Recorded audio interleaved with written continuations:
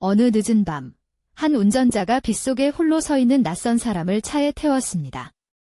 그 사람은 말없이 주소 하나를 건넸고 운전자는 아무런 의심 없이 그 방향으로 차를 몰았습니다. 그런데 목적지에 도착해 뒷좌석을 돌아봤을 때 아무도 없었습니다. 문이 열린 소리도 발소리도 아무것도 들리지 않았는데 이 이야기가 흥미로운 이유는 단 한 곳에서만 전해지는 게 아니라는 점입니다. 미국, 일본, 독일, 브라질, 아이슬란드, 그리고 한국에서도 서로 연락을 주고받지 않았을 사람들이 놀랍도록 비슷한 구조의 이야기를 전하고 있다고 알려져 있습니다.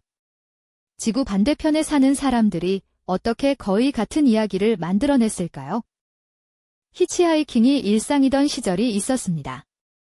20세기 중반, 미국의 긴 고속도로를 따라 유럽의 국도 갓길을 따라 손을 들어 차를 기다리는 사람들의 모습이 낯설지 않았습니다. 그리고 바로 그 무렵부터 낯선 탑승자에 관한 이야기들이 사람들 사이에서 입에서 입으로 번지기 시작했다는 기록이 있습니다. 가장 널리 알려진 버전은 이렇게 시작됩니다. 운전자가 도로가에 서 있는 젊은 여성을 발견하고 차에 태웁니다. 그녀는 조용한 목소리로 집 주소를 알려주고 운전자는 그 집 앞에 차를 세웁니다. 그리고 고개를 돌렸을 때 뒷좌석은 이미 텅 비어 있습니다.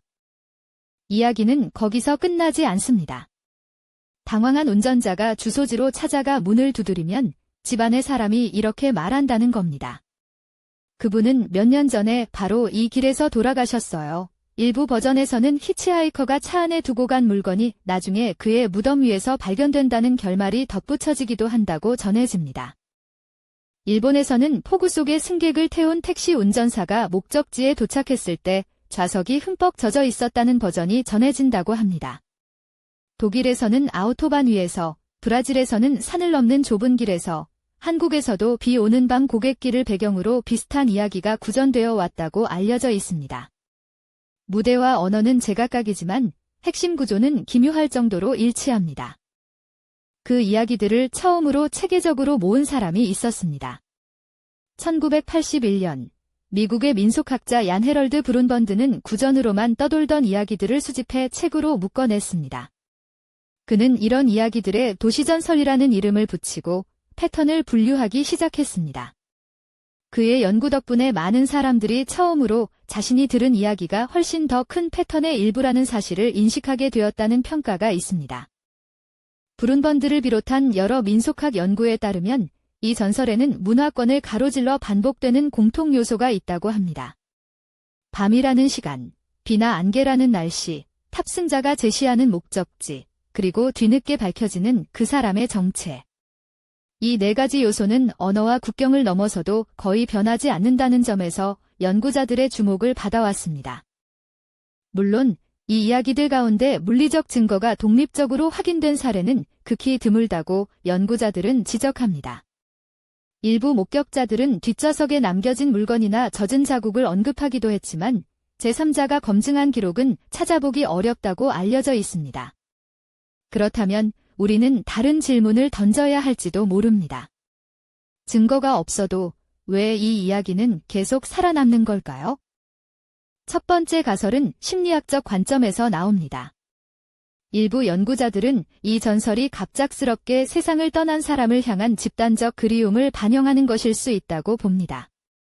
아직 집에 돌아오지 못한 것만 같은 감각, 그 미완의 귀환을 이야기 속에서 완성하려는 바람이 이 전설을 만들어냈을 수 있다는 겁니다. 두 번째 가설은 이 이야기가 일종의 도덕적 경고로 기능해왔다는 시각입니다. 낯선 사람을 차에 태우는 행위, 어두운 밤길, 홀로 이동하는 위험.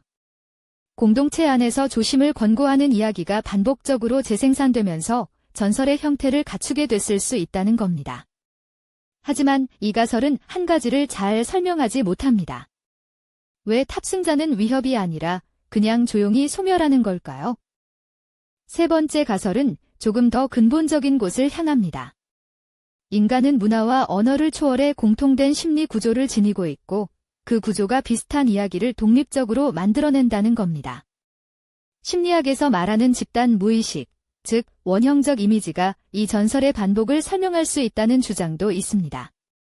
낯선 타자, 경계의 공간, 그리고 갑작스러운 소멸은 인류가 오래전부터 공통적으로 두려워해 온 것들이라는 겁니다. 그런데 이 가설에도 반론이 있습니다. 만약 집단 무의식이 원인이라면 왜 이 패턴은 자동차가 존재하기 이전 사회에서는 거의 발견되지 않는 걸까요?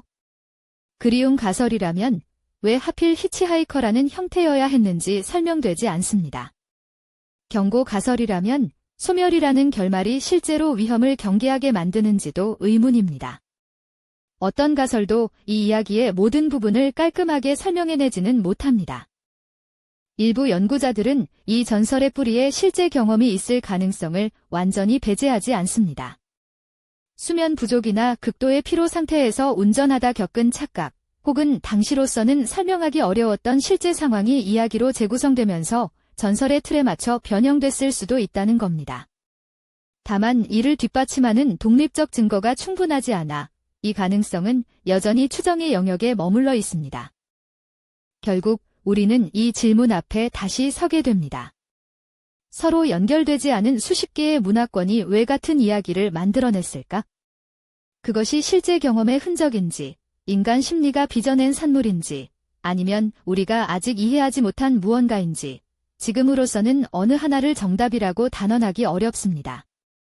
어쩌면 이 전설이 오래도록 살아남은 이유는 그 안에 우리가 쉽게 말하지 못하는 감정들이 담겨 있기 때문일지도 모릅니다. 누군가를 잃은 슬픔, 낯선 것에 대한 두려움, 그리고 설명되지 않는 것들에 대한 오래된 매혹. 오늘 밤 어두운 길을 달리다 도로가에 서 있는 누군가를 발견한다면 이 이야기가 떠오를지도 모릅니다. 당신이라면 멈추겠습니까?